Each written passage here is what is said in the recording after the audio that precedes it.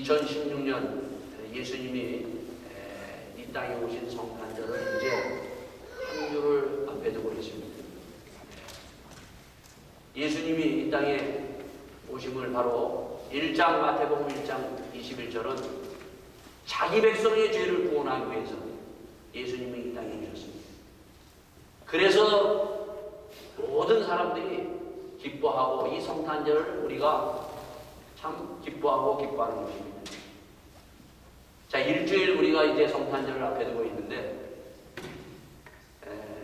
우리가 여기 보면은 오늘 바로 이제 그 촛불이 4개가 이렇게 켜졌어요. 다 켜졌어요.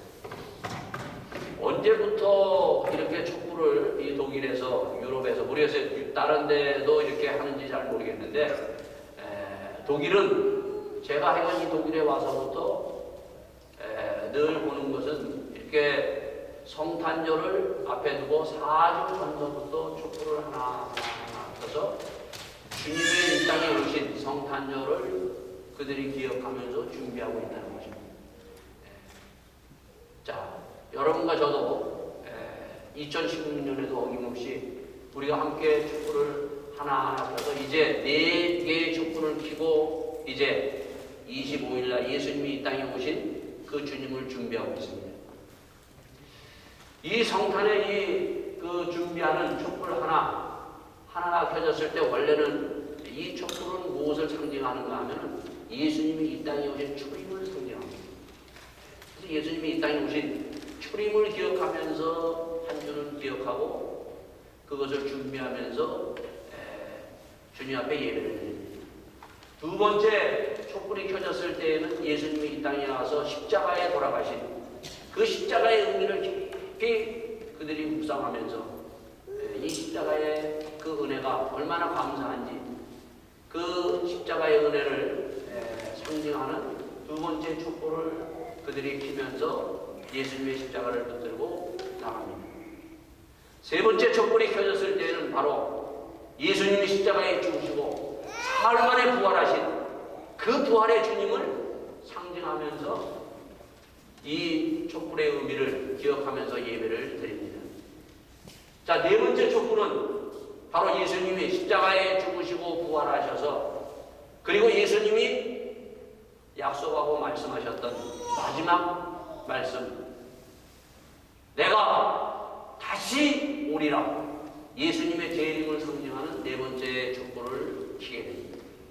그래서 초림, 예수님의 십자가의 죽음, 부활, 그리고 재림, 이 네 가지를 가지고 준비하면서 예수님의 성탄절을 예배드리면서 이 독일의 성도들은 늘 이 말씀을 묵상하면서 주님의 오심을 기다립니다.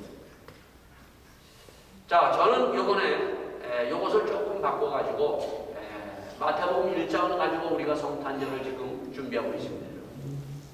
자, 첫 번째 촛불이 켜졌을 때 우리가 마태복음 1장을 가지고 주님 앞에 우리가 나갔습니다. 마태복음 1장 1절에 오늘 말씀에 있는 1장의 아브라함과 다윗의 자손 예수 그리스도의 세계라. 성경 신약은 이 말씀으로 시작합니다. 제일 처음 써진 마가복음은 하나님의 아들 예수 그리스도의 복음의 시작이라고 선포하면서 시작합니다. 이 성경이 신약 성경이 제일 처음 시작한 바로 이 말씀 우리가 기억하면서 시작을 했습니다. 촛불을 우리가 켜면서 첫 줄을 우리가 보냈는데 바로 이 아브라함입니다. 그리고 이 다윗입니다. 하나님은 아브라함과 다윗에게 약속을 하셨어요. 언약을 주셨습니다. 그 약속을 이 아브라함에게 주셨지만은 아브라함은 그 약속을 다 받지는 못했어요, 여러분요. 하나님이 아브라함과 다윗에게 약속을 줬지만은 바로 그 아브라함과 다윗에게 줬던 약속을 이 마태복음 1장 신약성경을 시작하면서 아브라함에게 주었던 언약과 약속이 이제 예수 그리스도로 성취되었다라고 선포하면서 시작됩니다. 아브라함에게 주었던 약속은 창세기 12장에 보면 아브라함을 하나님께서 부르시면서 내가 너로 큰 민족을 이루고 내게 복을 주어 내 이름을 창대케 하려 하니 너는 복의 근원이 될지라 말씀하십니다. 아브라함에게 주었던 그 언약은 뭔가 하면 바로 너로 큰 민족을 이루고 그리고 너희를 복의 근원으로 삼는다는 것입니다. 예수님이 이 땅에 오신 바로 예수님의 탄생은 이 약속을 성취하기 위해서 이 땅에 오신 것입니다. 큰 민족을 이루기 위해서. 사실 아브라함은 이 약속을 받았지만은 이 약속의 성취를 그가 보지는 못했습니다.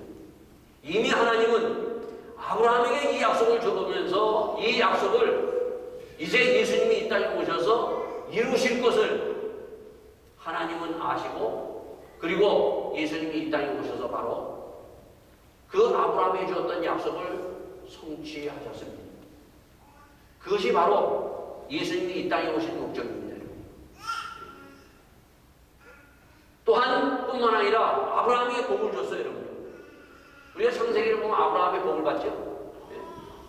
그 아브라함의 복, 아브라함만 복 받는 것이 아니라 하나님, 아브라함의 하나님, 이삭의 하나님, 야곱의 하나님이라고 얘기합니다. 아브라함만 복 받는 것이 아니라 이삭도 복 받고 그리고 야곱도 복 받습니다. 그러나 아브라함의 자손 가운데 이삭만 있었던 것이 아니고 이스마엘이 있었습니다. 이삭의 자녀에게도 역시 야곱만 있었던 것이 아니라 에서가 있었어요. 그러나 이삭과 그리고 야곱만 복을 얻습니다.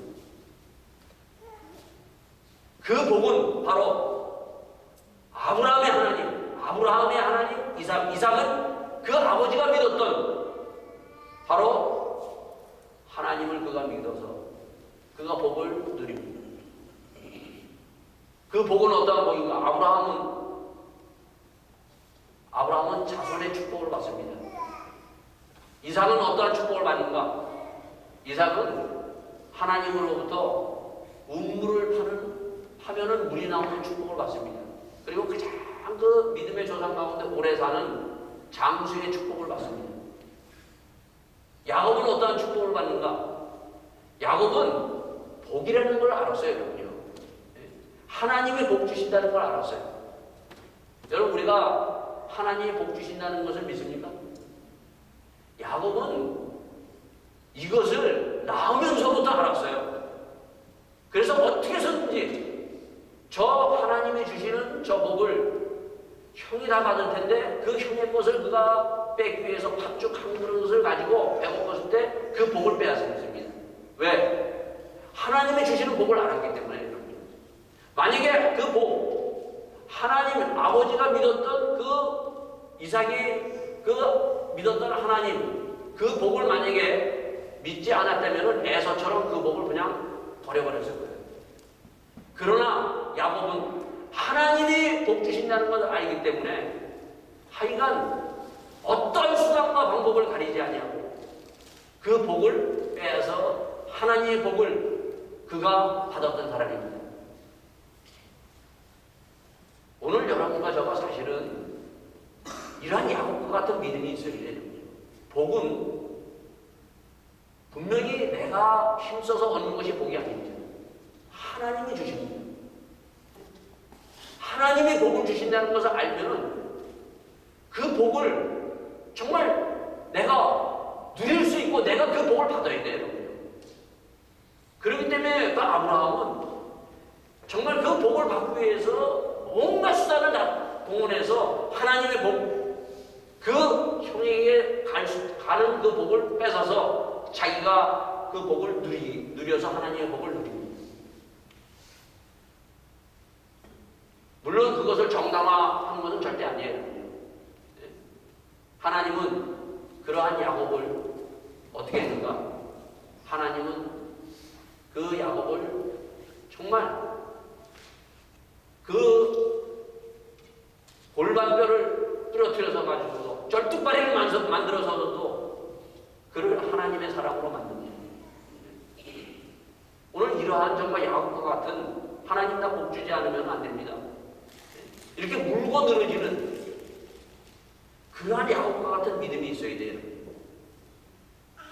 그런가 하면 우리가 잘 아는 요셉은 하나님의 복을 받습니다. 이 복을 왜 우리가 받아야 되는가? 예? 이 복은 나뿐만 아니라 내 가정뿐만 아니라 그 복을 받아서 그것이 흘러간다는 거예요.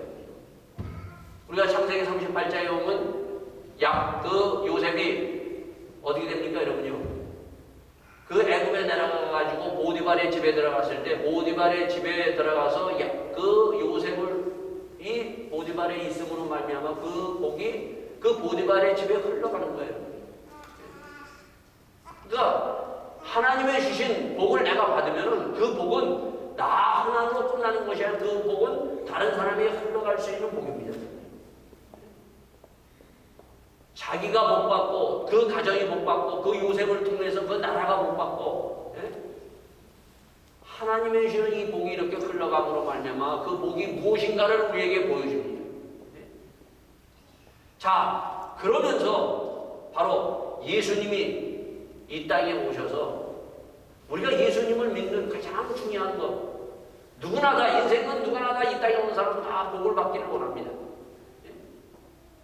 그 복을 받기 원하는 그 인생들에게 가장 하나님께서는 이 예수님을 통해서 복을 내리십니다. 그래서 마태복음 5장에 보면 심령이 가난한 자는 복이 있나니 천국이 저희 것이며 팔복이 처음부터 끝까지 첫 번째 복과 마지막 복은 천국입니다. 예수님이 이 복을 주시기 위해서 예수님이 이 땅에 오신 거예요. 천국의 복, 이 놀라운 천국의 하나님의 나라의 복을 우리가 한 사람도 빠짐없이 다 누릴 수 있는 믿음의 사람들이 될 수 있기를 바라겠습니다. 이걸 사모해야 돼요, 여러분요. 분명히 천국과 지옥은 있어요, 여러분요. 성경에는 분명히 이것을 하나님께서 말씀하시죠. 하나님이 거짓말로 얘기하시겠습니까, 여러분요?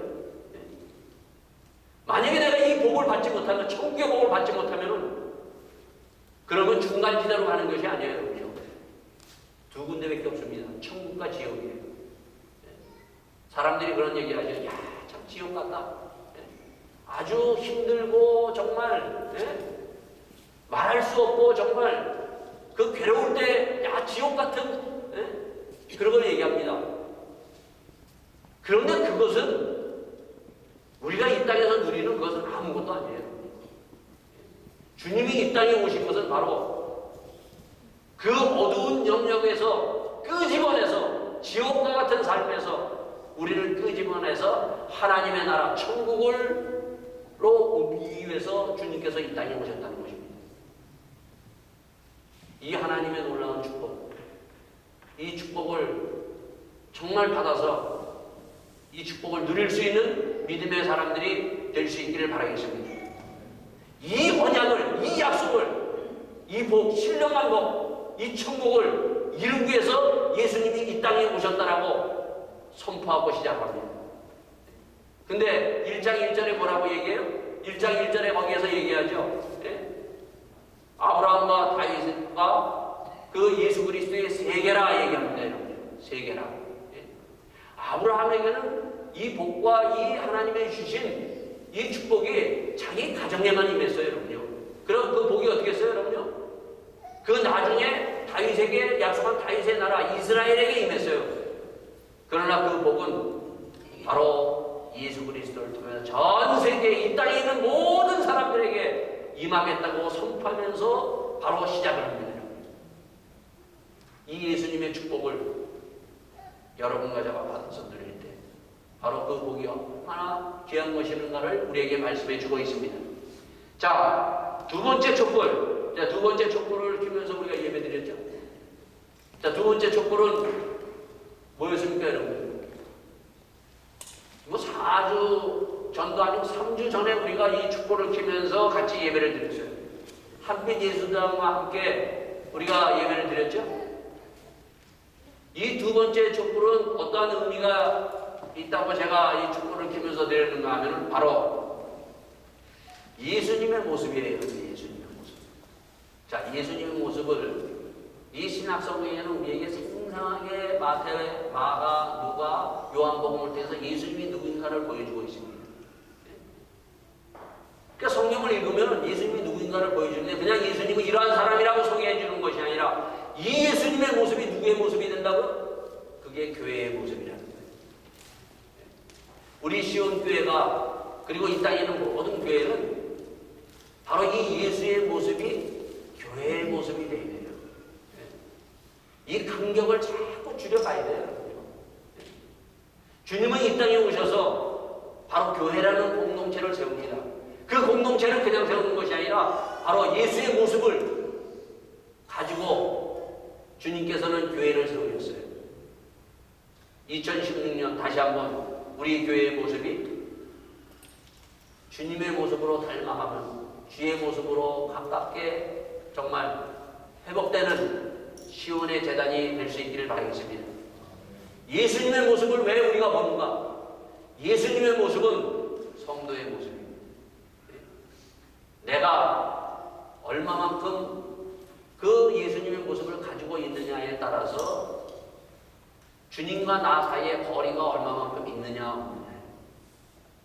오늘 여러분과 저 나의 모습이 예수님의 모습으로 2016년 좀 더 닮아가는 예수의 모습이 드러나는 우리 모두가 될 수 있기를 바라겠습니다.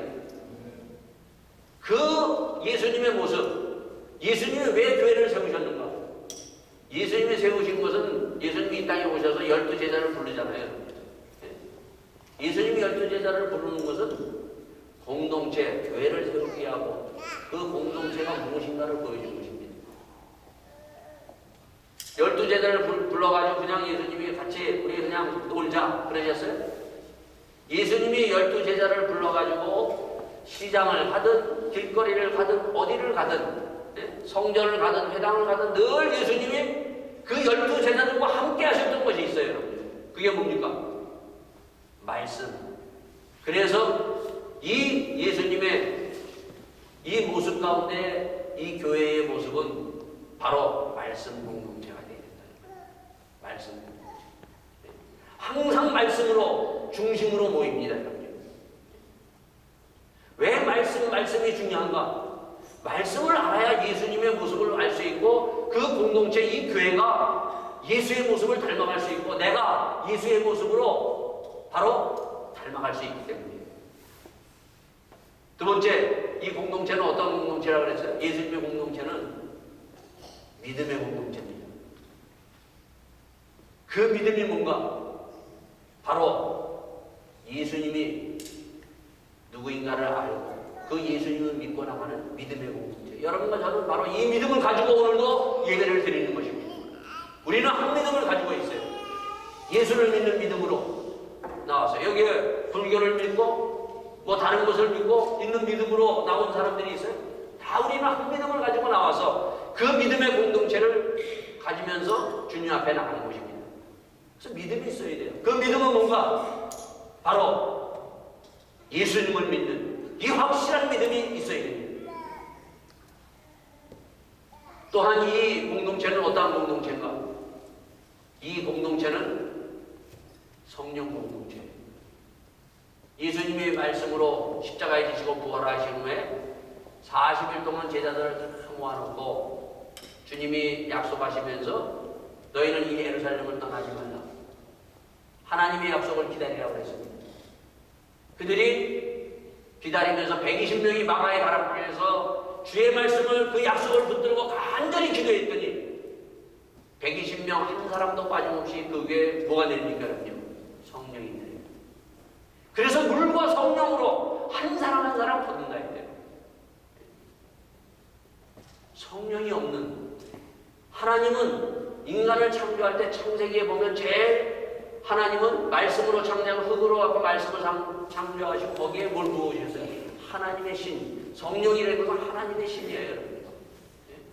그러나 그 하나님의 신이 아담과 하와가 범죄함으로 말미암아 하나님의 신이 떠나고 맙니다. 여러분. 사람에게 하나님의 신이 떠나고 난 다음에 우리가 보면은 사람이 죽지 않습니까? 여러분 시체. 그 시체가 간다는 것입니다. 그래서 에스겔 골짜기에 보면은 하나님께서 에스겔 골짜기로 데려갔을 때 수많은 뼈다귀를 보고 에스겔을 묻습니다. 야 에스겔아, 저 사람들이 살겠냐? 그랬더니 에스겔이 뭐라고 대답합니까? 하나님만이 하실 수 있습니다. 하나님의 말씀이 임했을 때 거기에 그 시체들 뼈다귀가 콕 맞춰서 사람이 됩니다. 자, 그것으로 끝나는 것이 아니에요. 거기에 다시 하나님의 신이 들어갔을 때 군대가 됩니다. 물과 성령으로 거듭나지 않으면 사실은 시체입니다. 그래서 성령을 받아야 됩니다. 하나님의 신이 임해야 돼요.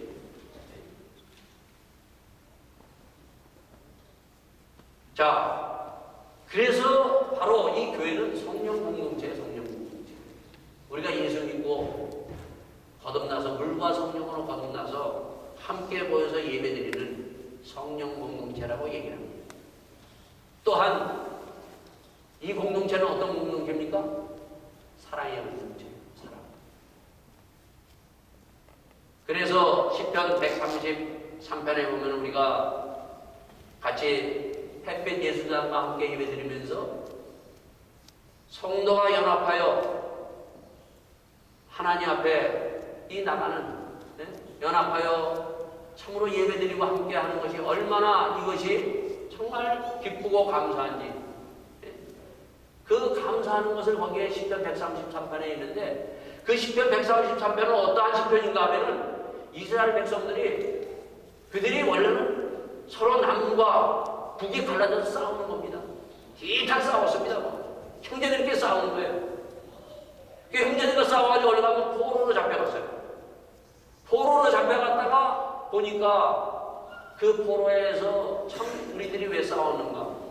같이 하나님을 믿고 같이 한 형제 자매들인데 왜 싸우는가? 그들이 이제 돌아와서 시편 133편은 하나님의 성전에 올라가면서 부르는 노래예요. 여러분. 형제가 연합하여 동거하며 어찌 그리 선하고 아름다운가?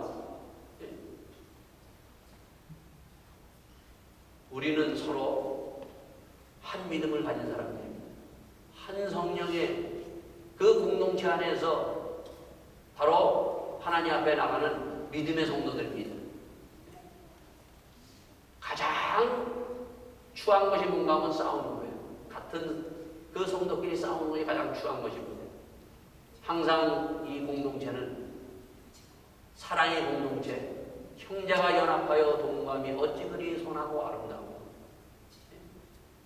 이 사랑을 기억하면서 예수 그리스도가 이 땅에 오심으로 말미암아 하나님의 이루신 이 사랑의 공동체를 이루어 나가는 여러분 가자가 될 수 있기를 바라겠습니다. 그래서 2016년 우리가 성탄절 앞에 두면서 왜 이것을 기억해야 되는가 하면 서로 우리가 살다 보면 부닥칠 때가 있어요. 여러분. 상처받을 때가 있습니다. 그런 것들을 우리가 다시 한번 회개하고 서로 사랑의 공동체로 주님 앞에 나가서 성도가 연합하여 동거하는 그 아름다운 사랑을 이루는 그러한 회복의 남은 시간들이 될 수 있기를 바라겠습니다. 자, 근데 이러한 공동체 가운데 예수님의 제자들 가운데 보면은 그 같이 예수님과 함께 같이 밥도 먹고 말씀도 같이 나누고 다 했는데 한 가지 못한 것이 있어요. 예수님이 3년 반 동안 제자들을 불러가지고 제자들과 함께 쭉 같이 공동체 생활을 해나갑니다. 여러분. 한 가지 못한 것이 뭐 있어요? 여러분. 3년 반 동안 그들이 예수님과 다니면서 다른 것은 다 주님과 함께 했어요. 함께 같이 말씀을 나누고 함께 같이 그들이 밥도 먹고 잠도 자고 하면서 이런 공동체 생활을 했습니다. 여러분요. 근데 3년 반 동안 그들이 하지 못한 것이 하나 있습니다. 뭘 하지 못했습니까? 이 마태복음은 무슨 책이라고 그랬어요? 임마누엘로 시작해서 임마누엘로 진행하고 임마누엘로 끝난다고 그랬어요. 하나님이 우리와 함께 하십니다. 자, 예수님이 이 땅에 오셔서 제자들과 함께 했습니다. 말씀을 가지고 함께 했습니다. 찬양할 때도 함께 했어요, 여러분. 밥 먹을 때도 함께 했습니다. 잠자리도 함께 했어요, 여러분. 근데 함께 하지 못한 것이 하나 있어요. 뭡니까?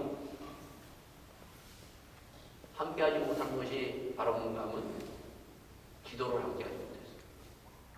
다 다른 것은 같이 함께 했는데 주님과 3년 반 동안 제자들이 따라다니면서 다 모든 것을 같이 했는데 함께하지 못하는 것이 바로 기도를 함께하지 못했다는 것입니다. 심지어는 예수님이 십자가를 앞에 두고 베드로, 야고보, 요한 3명을 데리고 올라갑니다. 여러분요. 같이 함께 기도하자고 했는데 3사람마저도 기도하지 못해요. 그들은 어떻게 했습니까? 잤습니다. 예수님이 마태복음에서 바로 이것을 얘기합니다. 2-3사람이 모인 곳에, 우리가 그 얘기 항상 하죠. 2-3사람이 모인 곳에 주님이 어떻게 하신다고요? 함께 하니라. 임마누엘, 주님의 임재가 함께 한다는 거예요, 여러분요. 주님은 바로 2-3사람 모인 곳에 함께 합니다.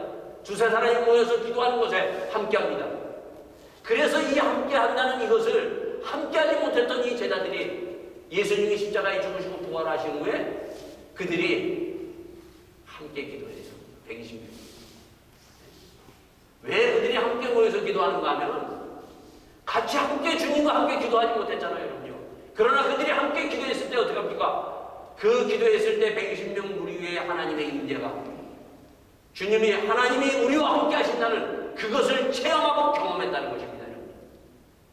2016년 여러분과 제가 이러한 것을 경험을 해야 돼요.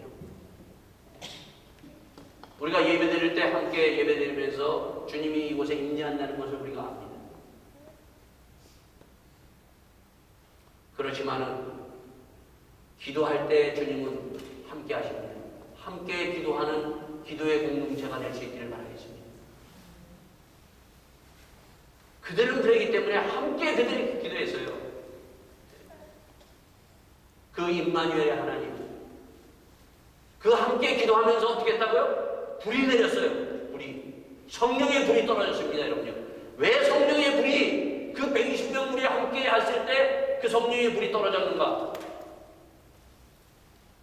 하나님이 함께 하시려면 어떻게 해요? 나와 하나님이 함께 하시려면 나와 하나님 사이에 이 죄가 항상 하나님과 함께하지 못하게 하기 때문에 죄의 문제가 해결됐을 위해서 주님께서 십자가 지시고 바로 십자가에서 돌아가신 것입니다. 그 십자가의 능력은 바로 너희의 죄를 사하려 하시니라. 그 십자가의 능력으로 우리는 하나님과 함께해서 하나님 앞에 담대히 나갈 수 있습니다. 자, 성도들이 함께 할 수 있는 것, 우리 성도들도 간격이 있어요. 성령의 불이 내린 것은 바로 성도와 성도 사이에 죄로 말미암아 서로 허물로 말미암아 하나 될 수 없는 것을 태우셔서 하나로 뭉치시게 하는 것입니다. 베드로와 요한은 함께 할 수 없는 사람이에요, 여러분요. 서로 주님을 따라가면서 내가 더 예수님의 제자다, 내가 수제자다 서로 싸웠습니다, 여러분요. 그러나 그들이 성령의 불을 받고 나서 어떻게 합니까, 여러분요?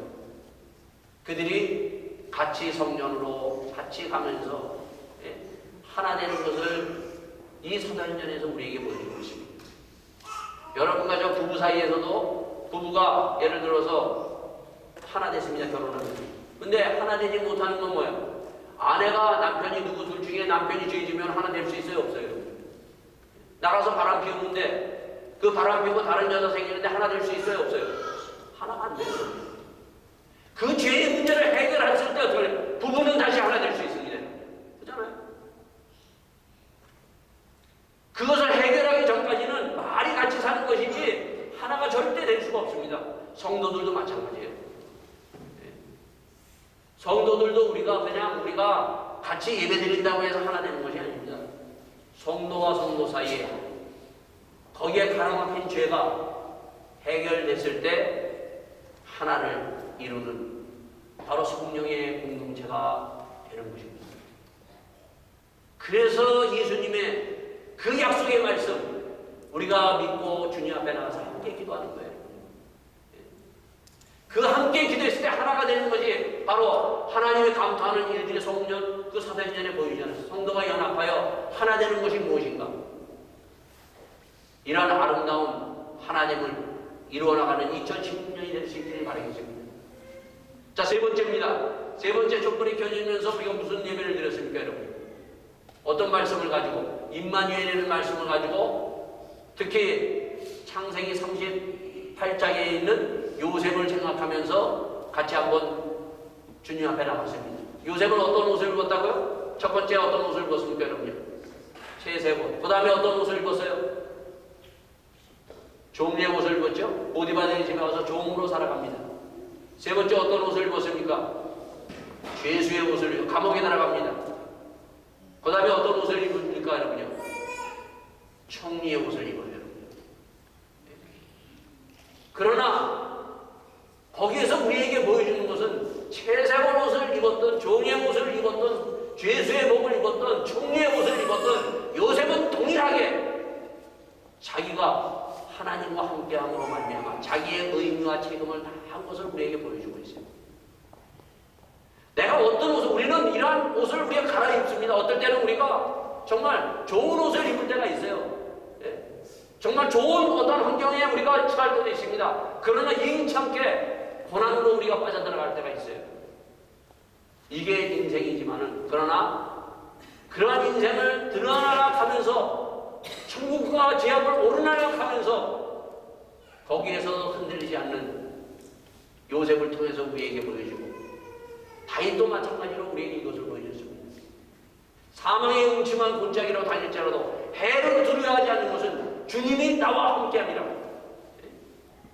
요셉은 전혀 두려워하지 아니하고 자기가 거기에 떨어져서도 거기에 억울하고 거기에 한탄하고 그가 참으로 하나님을 원망하지 아니하고 그것을 감당할 수 있던 것은 바로 오직 한 믿음, 주님이 약속하셨던 내가 너와 함께 한다는 그 약속의 말씀을 붙들고 주님과 함께 동행하는 것을 보여줬습니다. 이게 세 번째 촛불이었어요. 오늘 네 번째 촛불입니다. 네 번째 촛불은 뭐라고 되어 있습니까? 사명과 청명이라고 그랬어요. 오늘 본문을 보시기 바랍니다. 오늘 본문에 보면 뭐라고 되어 있습니까? 오늘 본문에 보라, 처녀가 잉태 아들을 낳을 것이요 그 이름을 임마누엘이라 하라 했으니 이를 번역하면 하나님이 우리와 함께 계시다 함이라고 얘기합니다. 자, 하나님은 우리와 함께 하십니다. 마태복음 28장 마지막 20절에 뭐라고 끝납니까? 주님이 볼지어다 세상 끝날까지 내가 너희와 함께 함이라고 끝납니다. 이 함께 한다는 말은 주님이 이 땅에 오셔서 바로 주님은 그냥 오시지 않았어요. 주님은 하나님의 사명을 가지고 내려오셨어요. 이 땅에 있는 죽어있는 영혼들을, 어둠으로 치닫고 있는 그 영혼들을, 죄에 끌려가는 그 영혼들을 구원하기 위해서 예수님이 오셨어요. 그리고 바로 이 땅에서 방황하고 있는 그들과 함께 하시기 위해서 이 땅에 오셔서 주님은 하나님으로부터 어길 수 없는 사명, 다시 말해서 천명, 하나님의 명을 가지고 이 땅에 오신 것입니다. 오늘 이 네 번째 촛불을 밝히면서 우리는 이것을 봐야 돼요. 자, 주님이 이 땅에 오셔서 제자들을 부르시면서 꼭 하셨던 말씀이 있습니다. 나를 따라오라고 얘기합니다. 오늘도 여러분과 저는 주님의 이 말씀을 우리가 듣고 따라가고 있는 것입니다. 자, 주님을 따라가면서 주님이 또 이러한 말씀을 하십니다. 내가 너희를 사람 낚는 어부가 되리라. 뭘 주셨습니까? 사명을 줬다는 거예요. 예수님이 십자가에 죽으시고 부활하신 후에 제자들과 함께 말씀을 나누시고 사도행전 1장 8절에 그 약속이 이루어지기 전까지는 예루살렘을 떠나지 말라고 합니다. 예루살렘에서, 그리고 그 예루살렘에서 유다와 사마리아 땅까지 이르러 뭐가 되라고요? 증인이 되라고. 오늘 여러분과 저는 2010년 다시 한번 나에게 이 사명이 있는가 생각합니다. 그 사명은 뭡니까? 하나님이 나에게 주신 사명은, 이 교회는 이 사명을 가지고 우리가 함께 나가야 됩니다. 그 사명은 땅 끝까지 이르러서 복음을, 예수를 증거하는, 나는 예수 믿고 구원받고서 천국 갑니다, 여러분요. 그러나 나만 예수 믿고 천국 가는 것이 아니라 오늘도 예수 믿지 못하는 사람, 그 사람들은 어디로 간다고요? 지옥 가는 그 영혼들을 구원할 수 있는 이 사명을 나에게 줬다는 것입니다. 교회는 이 사명이 있어야 돼요. 여러분과 저는 이 네 번째 촛불을 느끼면서 오늘도 죽어가고 있는 저 영혼들을 구원할 수 있는 이 사명이 내 가운데 불타야 되거든요. 오늘 이 사명이 없는 교회는 교회가 아닙니다. 그래서 선교하는 사명을 우리가 가져야 돼요. 전도하는 사명을 우리가 가져야 됩니다. 모세에게 뭐라고 얘기합니까? 하나님은 가라고 얘기합니다. 오늘 여러분과 저는 주님께서 내가 너와 함께 하니까 볼지어다 가라고 얘기합니다. 여러분요. 오늘도 죽어가고 있는 저 영혼들을 향해서 너희의 입을 열어서 저 죽어가고 있는 영혼들을 위해서 저 몸부림치는 영혼들을 위해서 기도하라고 말씀하십니다. 이 사명을 다시 한번 새기는 여러분과 저가 될 수 있기를 바라겠습니다. 이 사명을 붙들고 기도할 때 우리의 기도가 뜨거워집니다. 영혼을 사랑할 수 있는 그 사랑이 우리 가운데 있어요. 왜 우리의 신앙이 뜨겁지 못하는가? 영혼을 사랑하는 그 사랑이 없으면 우리의 신앙은 냉랭해요, 여러분요. 2016년 나는 정말 어떠한 영혼을 사랑하고 있는가? 우리 주위에는 아직까지 예수 믿지 못하고 있는 한 사람들이 있습니다. 가정에도 있습니다. 가깝게 내 주위에 만나는 사람들이 있어요, 여러분요. 그 영혼을 다시 한번 볼 수 있는 여러분과 저. 주님이 오늘 나를 구원하신 이 구원의 말씀은 나에게 다시 한번 사명으로 다가옵니다. 오늘 주님 앞에 함께 기도합시다. 우리 교회에서 선교하는 선교사님들이 있습니다. 그리고 아직까지도 예수 믿지 않는 그러한 믿음의 사람들이 있습니다. 오늘 주님 그 영혼을 다시 한번 붙들고 주님이 나에게 주신 이 사명을